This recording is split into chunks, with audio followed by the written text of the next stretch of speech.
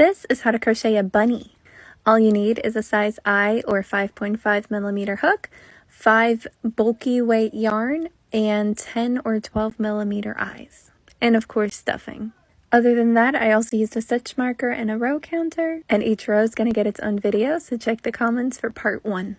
This is how to crochet a bunny part 1. We're on row 1. I already made my slip knot, and now we're going to chain 2.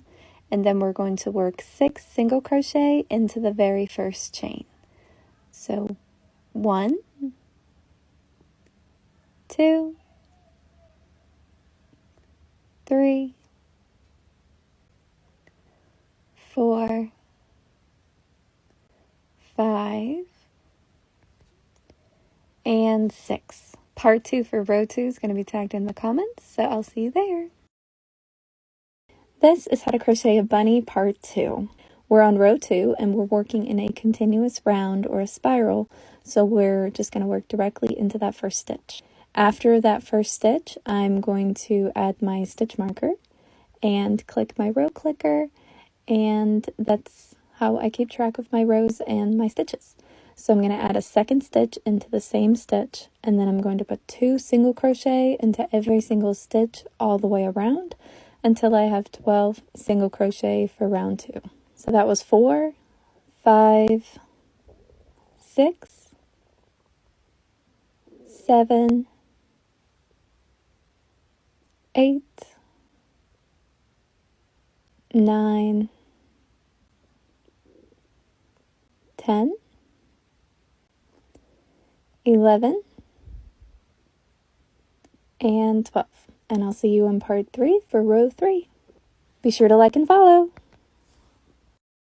This is how to crochet a bunny part 3. We're on row 3 and we're going to keep going the way we did in row 2 with a continuous spiral. So we're going to add the first stitch of row 3 on top of the first stitch of row 2. Then I'm going to move my stitch marker to mark the beginning of my row, and then I'm going to click my clicker so that I know what row I'm on. Then I'm going to add a second stitch into the same stitch and put the third one into the next by itself. So 1, 2 are together in the same stitch, and then 3 is by itself. 1, 2 is together, and 3 is by itself. 1, 2, 3. 1, 2, 3, and the last one, 1, 2, 3. Part 4 is going to be in the comments, and be sure to like and follow. This is how to crochet a bunny part 4. We're on row 4, and we're going to keep going with our spiral just like we did for rows 2 and 3 by adding the first stitch of row 4 on top of the first stitch of row 3. And then I'm going to move my stitch marker and click my row clicker. Then I'm going to add 1 single crochet into every single stitch all the way around until I get back to my stitch marker. At the end of this row, I should have 18 stitches. The stitch marker, in case you're wondering, helps me keep track of the first stitch of every single row so that I know when to increase, when to no longer increase. And then the row clicker helps me keep track of what row I'm on. In the beginning, it's not that big of a deal, but once you get to row 8, 9, 10, or if you're working on a larger project that you have to put down, a row clicker can really help you stay on top of what you're doing, so you don't have to constantly go back and count every single row. Part 5 is going to be in the comments, and be sure to like and follow. This is how to crochet a bunny part 5. We're on row 5, and we're going to keep working in our spiral. So I'm going to add my first stitch of row 5 on top of the first stitch of row 4, move my stitch marker and click my clicker so I know where my row begins and what row I'm on. Then I'm going to add a second single crochet into the same stitch, and then 1 single crochet into the next 2 stitches. So 1, 2 are in the same stitch, and then 3, 4 are on their own. So 1, 2, 3, 4, 1, 2, 3, 4. I count like this because it helps me keep track of my stitches. As long as my row ends on a 4, I know that I didn't skip any increase stitches. And 1 and 2 are always my increases. That's why I increase at the beginning of a set. But that's it for part 5. Part 6 for row 6 is going to be in the comments. And be sure to like and follow if you enjoy these kind of close-up stitch tutorials. Happy hooking! This is How to Crochet a Bunny part 6. We're on row 6 and we're still working in a spiral, so I'm going to add my first stitch for row 6 on top of the first stitch of row 5. Then I'm moving my stitch marker over, clicking my row clicker, and then I'm going to put 1 single crochet into every single stitch until I get back to my stitch marker. If this is the first video you see, the stitch marker helps me keep track of the first stitch of every single row, and the row clicker helps me keep track of what row I'm on. And that lets me know if I need to increase or decrease stitches in order to get the design I'm looking for. After this row, we have 1 more row of increases before we get to the halfway point. But if you enjoy these kind of close-up stitch tutorials, be sure to like and follow. I post them every single day on my page. And if you have any questions about this bunny or another project you're working on, or you would like to request something, you can leave that in the comments of any of my videos. And if I can't respond to your question in words, I will make a video response. And I think that's it. See you in part 7. Happy hooking! This is How to Crochet a Bunny part 7. We're on row 7 and we're still working in a spiral, so the first stitch of row 7 is going to go on top of the first stitch of row 6. I'm going to move my stitch marker and click my clicker and add a second stitch into the same as the first stitch. Then I'm going to put 1 single crochet into the next 3 stitches. I like to count 1 and 2 into the same stitch, and then 3, 4, 5 on their own, and again 1, 2 into the same stitch, 3, 4, and 5 on their own. That's how I count whenever I'm working projects like this. And as long as my last stitch is stitch number 5, I know that I didn't skip any increase stitches and my count is correct. In this case, there's really no need to count the exact number of stitches going around because it's really uncommon to skip more than 1 or 2 stitches. And the only way that this counting would fail me is if I magically skipped 5 stitches or more. But that's it for part 7. Part 8 is going to be in the comments. This is How to Crochet a Bunny part 8. We're on row 8, and for this row, we're putting a single crochet into each single crochet around, and we should have 30 stitches for this round, and we're going to repeat that for rows 9 through 12. Someone in my live this morning recommended that I put the stitch count into every single row, and then we decided it would be even better to put the written pattern instructions, or as they would be written in a pattern, so that you can start getting used to reading patterns, seeing how they're translated into actions, and then maybe you'll be able to feel more comfortable to start your own pattern. And I mean both in design and actually reading someone else's pattern. All of these rows are crocheted, but I put row 8 at double time, and I put rows 9, 10, 11, and 12 at 3x speed. Something about this is very speedy to me. I don't know, it looks like a machine almost.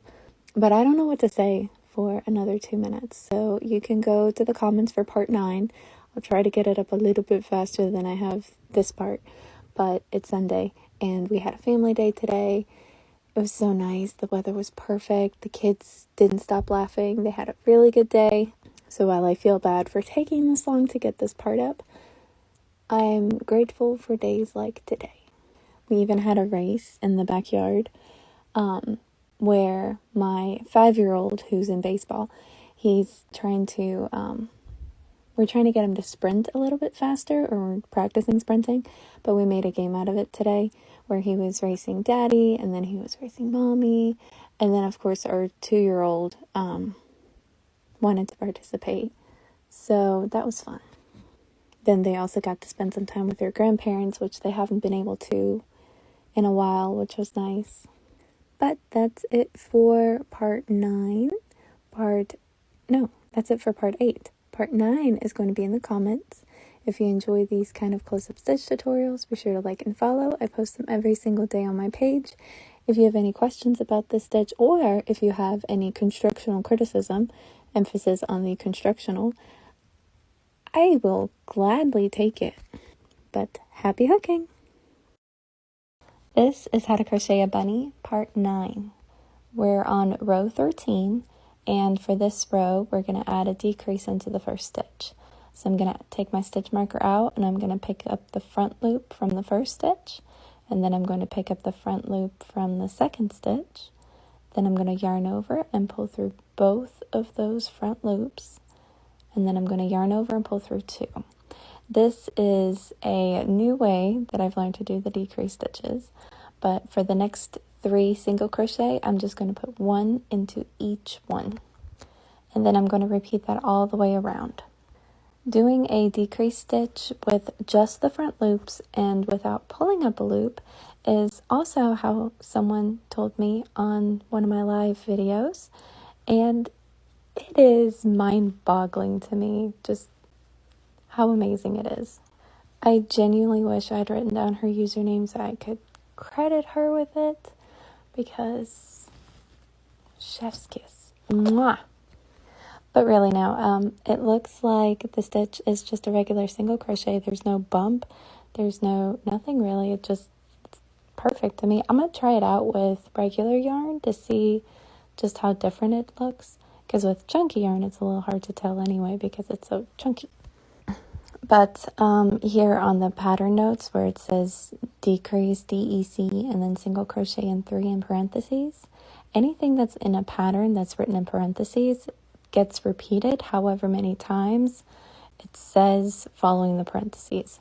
So here it says decrease and then single crochet in 3 around. That means you're going to repeat that all the way around until you get back to the stitch marker. The 24 at the end of that means that at the end of this row, you should have 24 stitches in your row. I'm going to put part 10 in the comments. And if you enjoyed this close-up stitch tutorial, be sure to like and follow. I post them every single day on my page. And if you have any questions, you can leave them in the comments of any of my videos. This is How to Crochet a Bunny, part 10. We're not yet moving on to row 14, but we are placing the eyes. So the eyes are going to be between rows 7 and 8 and 4 stitches apart. So 1, 2, 3, 4, 5, 6, 7. Then I'll put the safety eye underneath. And then I'll take my other safety eye and count 4 stitches. 1, 2, 3, 4. And then I check the placement. I like it, so now I'm going to add the washers to secure them. But I'm going to make this next part really, really clear. Safety eyes are not safe. They are still a choking hazard for any children under the age of 3. That doesn't mean you can't use them. It simply means that you need to let people know that it's a choking hazard and that they cannot leave any child unattended with a stuffy. Especially if the baby's teething, those gums can pop that washer off like it's nothing, and choking is a silent killer. If you're not there when it happens and you don't know what to look for, you may not even know that they're choking on the eyeball. As a maker, it is absolutely your responsibility to let people know so that they can make a decision that works for them and their family. Just please don't lie to make a sale. This is How to Crochet a Bunny, part 11. We're on row 14, and we're going to add a decrease into that first one. So we're going to move the stitch marker, pick up the front loop of the first stitch, the front loop of the second stitch, yarn over, pull through both front loops, yarn over, pull through 2. I know that was fast, but that's how fast I go. Then I'm going to put a single crochet into the next, and then a single crochet into the second, and then I'm going to decrease again and put a single crochet into the next 2 stitches, and then decrease again, all the way until the end of the stitch marker.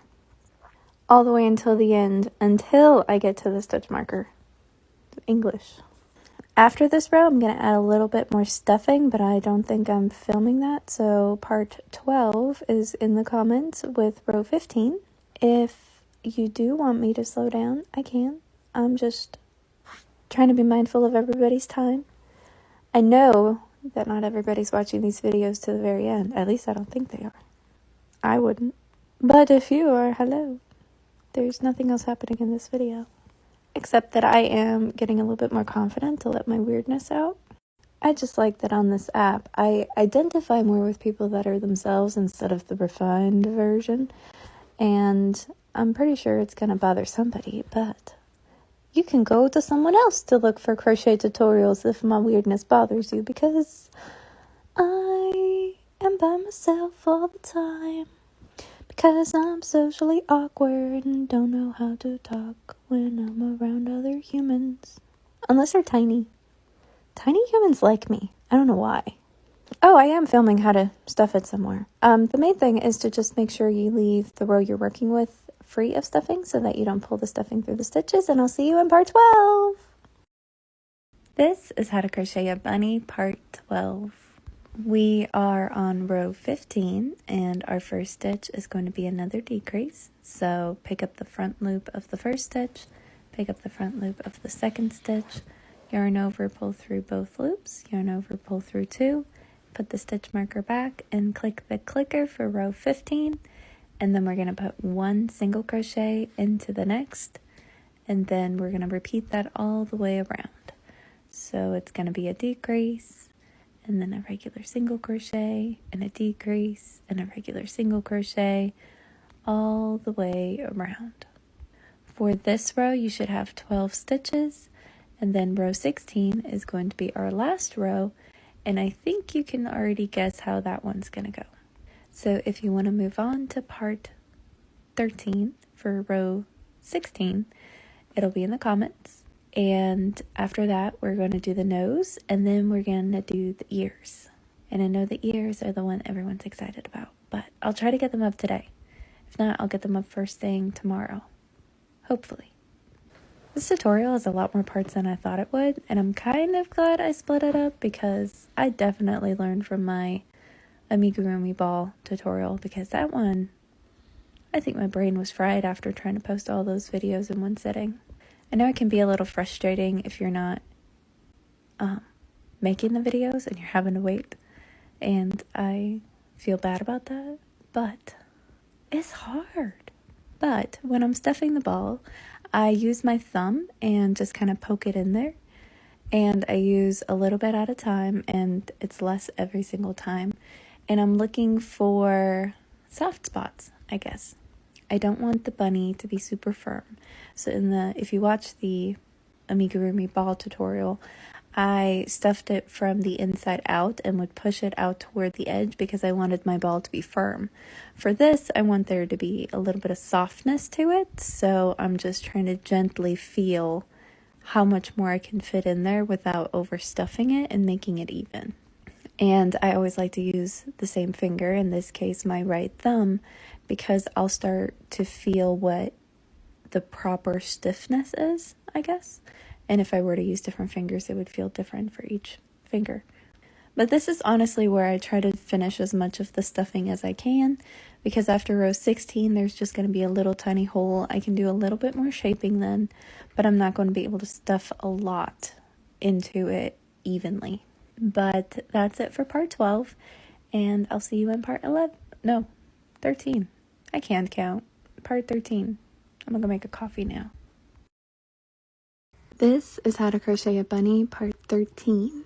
We are on row 16, and for this row we are going to decrease every single stitch, and we're going to go from 12 stitches to 6 stitches. I am still using my stitch marker just to make sure that I don't over decrease, because if you over decrease, it creates a weird little bump when you're sewing it shut. Plus, this way, by having 6 stitches at the end, we'll have 6 stitches at the beginning and 6 stitches at the end, and it just evens out. After the decreases, I'm going to add a little bit more stuffing to make sure that the bottom is as firm as the top.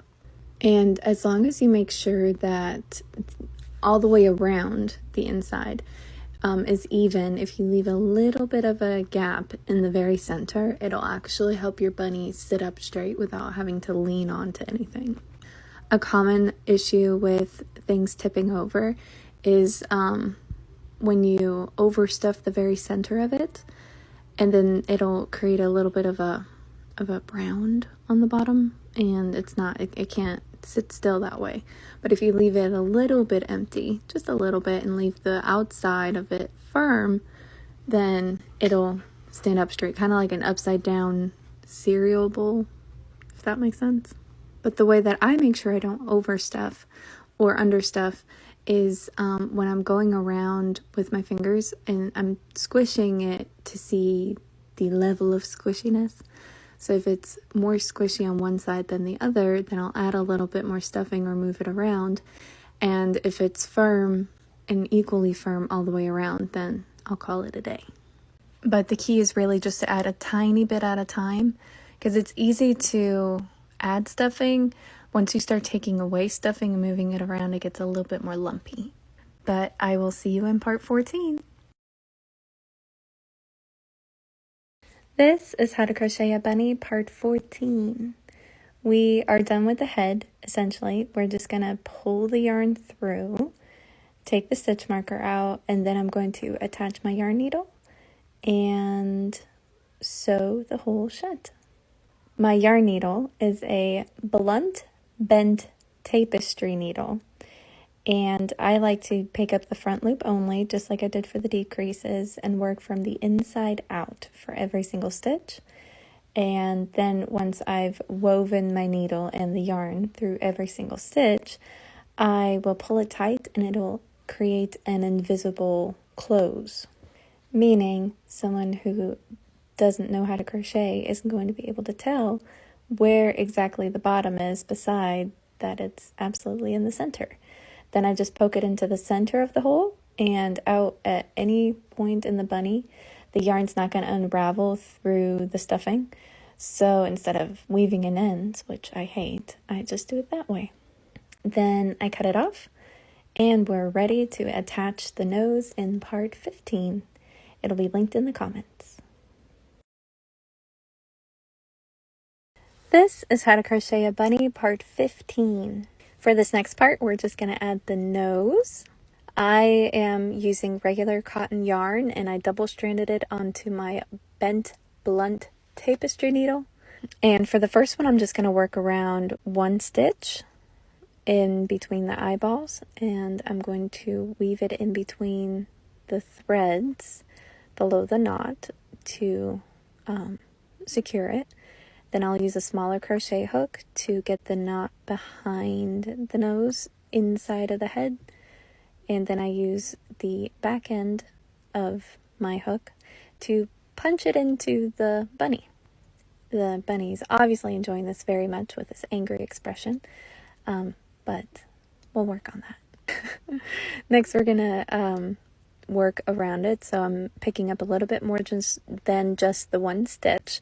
You don't have to just work within the confines of the gaps between the stitches. You can absolutely go in between stitches or through the stitches themselves, however you need to, in order to get the distance you want. For the next one, I'm feeding it underneath, so I'm centering it on my pink line, and then I'm going to go underneath to poke the needle through. This is why I like to use bent needles. It makes it a lot easier. And I'm just going to repeat that process a couple times. It's hard to explain in words, but I hope the video makes a little bit more sense. I'm going to do this about 3 times. That's what I found works for me for the size. You can make your nose as big or as small as you want to. This is just how I do it. And this is not how I did it in the beginning. In the beginning, my noses were a lot bigger. But, I don't know, it's the easiest one for me. For this last one, I'm pretty sure this is the last one, I am going to just poke it through the head and out at any point in the bunny. And I'm gently tugging on the strings to make them line up all the way. And sometimes I like to place them like this so that I can pull a little bit faster and just shape it a little bit more. And because I hate weaving in my ends, You may have gotten that by now. I'm just going to cut it off and use the back of my crochet hook again to poke it in to make sure it doesn't poke out. So poke, poke, poke. There we go. Part 16 will be in the comments. This is how to crochet a bunny, part 16. For this, we are going to crochet the ears. So I'm going to start with 2 chains, and then I'm going to put 6 single crochet into the very first chain. This is the same thing we did when we started the head. From there, I'm going to repeat this row and put 1 single crochet into every stitch across. It'll be a little bit difficult to work in, but that's what gives you the nice little tip on the ear. So I'm not using a stitch marker right now, but you can absolutely if you want to. Usually if the stitches are less than 10, I don't use a stitch marker because I can just count. That one's 3, 4, 5, 6. And then for row 3, I am going to put 2 single crochet into every single stitch across. But here I'm going to start using a stitch marker. So 1, and there goes the stitch marker. 2, into the same. 3, 4, 5, 6, 7, 8, 9, oh, wrong one. There it is. 9, 10, 11, 12.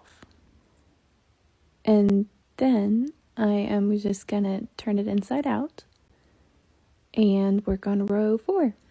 Now for rows 4 through 11, I'm going to put 1 single crochet into every single stitch around for a total of 12 single crochet per round.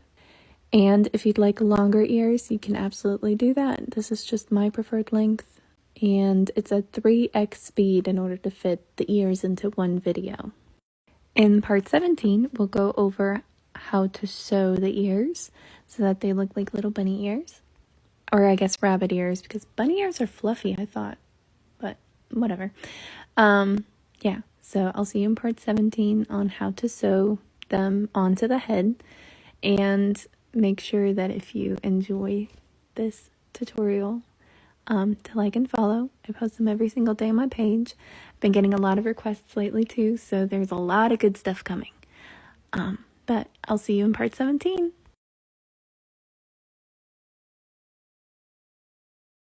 This is how to crochet a bunny part 17, and we're finally adding the ears. So I like to fold them in half so that the last stitch is on one side. And then I'm going to fold them in half again like this to get the inside of my ear. Then I like to feed my yarn through the bottom out so that I can keep that look. But that's all the sewing I'm going to do to keep the ear together like this. The next step is to place it on top of the ear where I want it. So I like mine kind of close together toward the top. Once I like the placement, I just take my needle and I look where the yarn is coming out of, and I go straight down into the main body and then back out where I think the next stitch is going to go. Now that doesn't mean that the next stitch has to go there, it's just the general direction. So in this case, I'm working clockwise. Then I'm going to work through my next stitch on the ear from the inside out again, and that's going to be the biggest thing to make it seamless, is to work through every single stitch on the ear from the inside out, and that's going to make it look like an actual stitch and not so much, I don't know, you just can't see it that well. And then by lining up the yarn where it comes out of and going directly into the head, you're hiding that seam even more. The other key thing is to not care where it goes into in the main body. So it can go in between stitches, it can go through stitches, it can go in between rows. It doesn't really matter, because as long as it's going into the main body and out of the main body in a different location, it's going to be secure. these are just some tips and tricks that I figured out over time. There have been a lot of stuffed animals that I've made in the past where you can see exactly where the arm or leg attaches to the body, and that was always one of my pet peeves. By working from the inside of the limb to the outside and then into the body has been the only way that I like it. But essentially I'm going to do that all the way around, and I check the placement after every single stitch to make sure I still like it, and then that's it. I really hope you enjoyed this series. I can't believe it was 17 parts, but I hope it was of value to someone. I know I've been getting comments that have been very, very sweet, and I appreciate all of them. And I'll get back to regular content now, tomorrow. But if you enjoyed it, be sure to like and follow. I post stitch tutorials and project tutorials every single day on my page. If you'd like to request something, you can leave that in the comments of any of my videos. Have a nice day!